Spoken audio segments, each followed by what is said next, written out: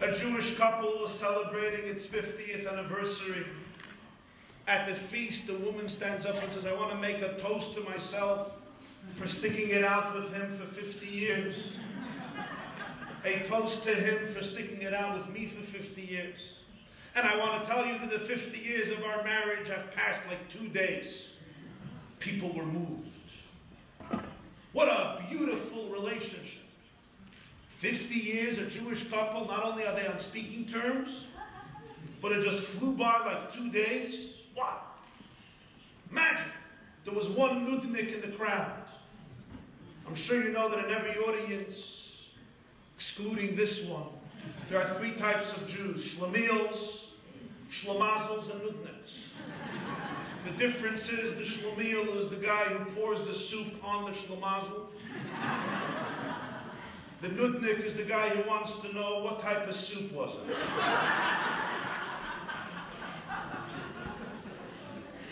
In every audience, I told you, besides this one, I see there's no nudniks here. There's always a nudnik who asks the right question. So at the anniversary feast, the nudnik raises his hand and says, excuse me, madame, why do you say that your marriage 50 years passed like 2 days? Why don't you say it went by like 1 day? I told you, a nudnik. She says, because our relationship for 50 years has been like 2 days. Tisha B'Av and Yom Kippur. Those are the 2 toughest days in the Jewish calendar, my dear friends. But in all sincerity, modern man has achieved technologically so much. We advanced and advanced, and yet in interpersonal relationships, you take 2 people and say, live together for 60 years, and it's so difficult for so many. The Russian politician once told his constituents, my dear friends, I have great news for you. Yesterday we were standing at the edge of the abyss. Today we took a giant step forward.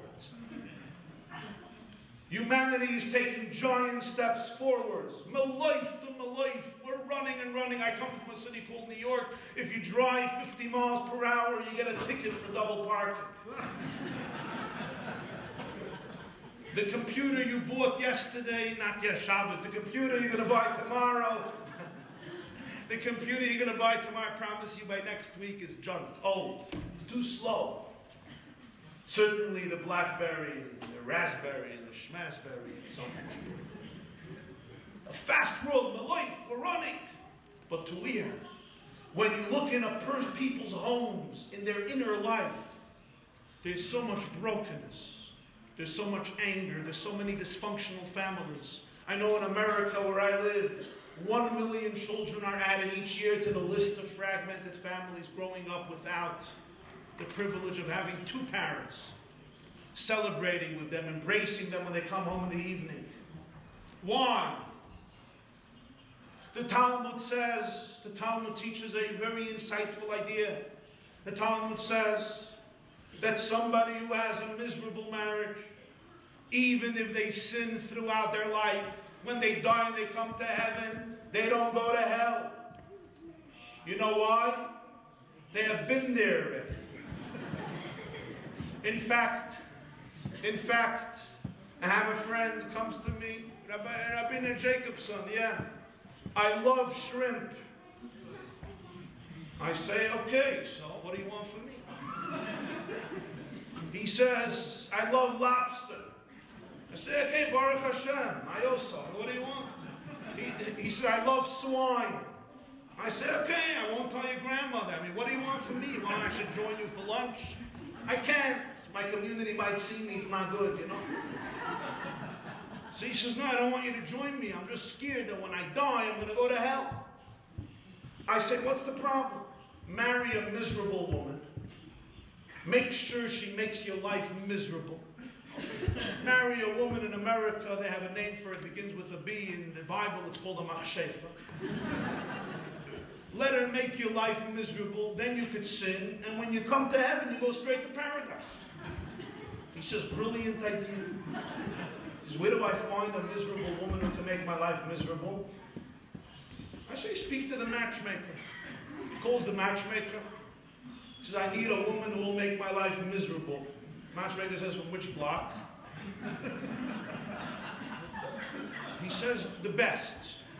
He says, no problem, there's plenty, it's just an extra fee. An extra, no problem, I'll pay anything. I just need my lobster. The guy sets him up on a date the next day. He says, I found for you a machshefa of the century. Nay, of the millennium. You know, a rabbi tells me, a Sephardic Jew comes to him.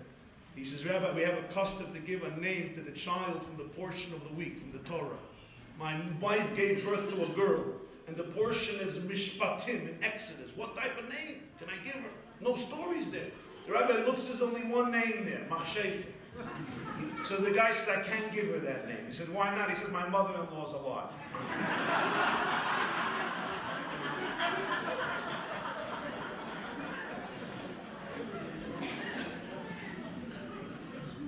So the guy says, back to the story, he sets him up on a date. He meets her 1 day, 2 dates. He's hungry for some bacon and eggs. Let's get married. She says, get married. They put up a chuppah, they get married. It's wonderful. We'll have a miserable life and be able to settle. The next morning, she walks into the bedroom holding 2 trays. Beautiful breakfast. Omelets with cheese, without cheese. Tofu, croissants. With sugar, without sugar, cinnamon, chocolate, marble, healthy, not healthy, high cholesterol, low cholesterol, carbs, almost carbs, semi-carbs, soybeans, kernels, oats, juices, smoothies, fresh juices, kiwi juice, raspberry, out, salads, everything. He's surprised. Doesn't know Machshefa. He says, what's going on? She says, darling, I don't want you to get out of bed. The whole week after the marriage, I'm going to serve you all meals. You can stay in bed. After Shabbat brachas, after the week, the guy, poor guy, his patience is plots, and she's so nice. He runs over to the matchmaker. He says, you lied to me. She's the nicest woman I ever met in the world. Even my mother doesn't treat me this way. And we know that Jewish mothers worship their children sometimes. We know that Jewish women often believe that their children are God. I even know that one Jewish child who took his mother seriously.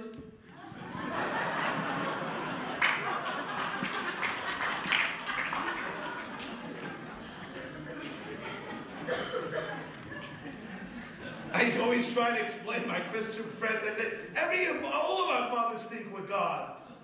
But you know, we don't take it so literally. The matchmaker says, I know my customers. If I tell you she's a machshefa, I know what I'm talking about. Give it some time. He gives it some time, but she's becoming only nicer and kinder and more gentle. And one day he comes home from work, and as he comes in, she begins brushing the lint off his suit and brings over the food to him so he can eat immediately. Which is very important for most men. No delays. As those of you who deal with men and try to comfort men know that a lot of men, they don't need therapy. They just need a 9-course meal until they don't breathe, and then they're in a good mood. Which a lot of women don't understand. But I could save you lots of money in therapy. Just feed the guy non-stop. When women eat, they become men. When they eat, they become little kind children, like teddy bears. And then you could criticize them and tell them how horrible they are, and so forth. So she's giving him the food, and he finally can't deal with it anymore. He says, honey, I have to ask you a question. Why are you so kind to me? This is not the reputation you have in the street, you know that. You are the nicest person I have ever met. Why? She looks at him and she says, you idiot. You moron. You think I'm going to help you get to paradise?